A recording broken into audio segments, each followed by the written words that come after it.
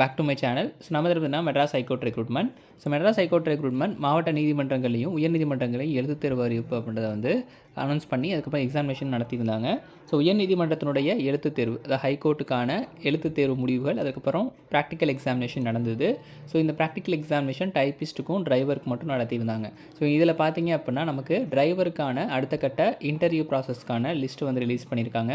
அதே மாதிரி cut off release பண்ணியிருக்காங்க. எவ்வளவு மதிப்பெண்கள் அப்படின்றதையும் வந்து அனௌன்ஸ் பண்ணியிருக்காங்க. எப்போ ஸ்கில் டெஸ்ட் நடக்குது அப்படின்ற இன்டிமேஷனும் வந்து கொடுத்துருக்காங்க.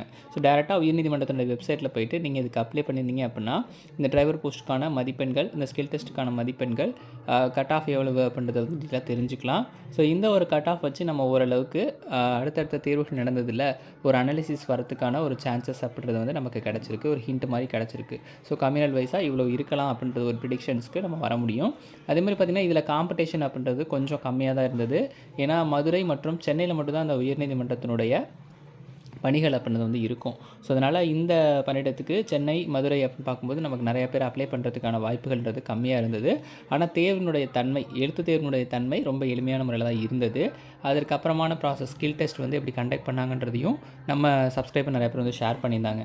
இதை வச்சு அடுத்த கட்ட ஸ்கில் டெஸ்ட்டு ப்ளஸ் வந்து இன்டர்வியூ ப்ராசஸ் எப்படி இருக்குன்றதையும் நம்ம வந்து ஓரளவுக்கு அசியூம் பண்ண முடியும். ஸோ அதனால் இது ஒரு ஆப்பர்ச்சுனிட்டியாக நமக்கு அடுத்தடுத்த இன்டர்வியூ ப்ராசஸ் நம்ம போகும்போது என்ன மாதிரியான கேள்விகள் கேட்டாங்க, ஸோ எப்படி அப்ரோச் இருந்ததுன்றதெல்லாம் நம்ம கேதர் பண்ணிக்க முடியும். ஸோ அதனால் நமக்கு அடுத்த கட்ட ப்ராசஸ் அப்படின்னு பார்க்கும்போது நமக்கு டைப்பிஸ்ட்டுக்கும் அந்த கேஷியர், ஜெராக்ஸ் ஆப்ரேட்டர் இந்த பணியிடத்துக்கான இன்டர்வியூ ப்ராசஸ்க்கான அனௌன்ஸ்மெண்ட் வரலாம் அப்படின்றது எக்ஸ்பெக்டேஷன்.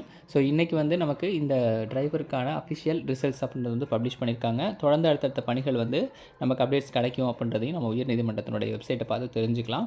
ஸோ கூடுதல் தகவல் இது இருந்தாலும் நம்ம சேனலை வந்து அப்டேட் பண்ணுறேன். ஸோ இன்றைய தினம் உயர்நீதிமன்றத்தினுடைய அடுத்த கட்ட ஸ்டெப் வந்து போயிருக்காங்கன்ற இன்ஃபர்மேஷனையும் ஷேர் பண்ணிவிட்டு தொடர்ந்து சேனலை ஃபாலோ பண்ணுங்கள், சப்போர்ட் பண்ணுங்கள், சப்ஸ்கிரைப் பண்ணுங்கள். நன்றி, வணக்கம்.